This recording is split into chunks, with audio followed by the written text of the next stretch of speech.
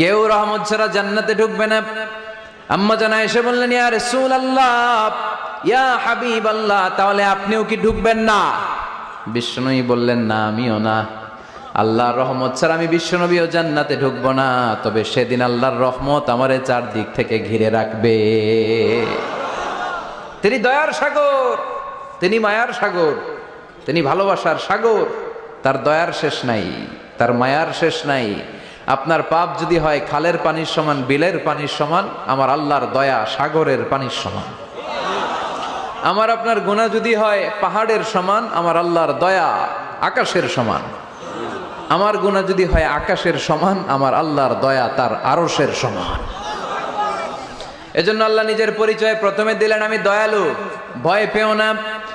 লা তাইআসু মির রাউহিল্লাহ, আমার রহমত থেকে তোমরা নিরাশ হয়ে যেও না, আমার ভালোবাসা থেকে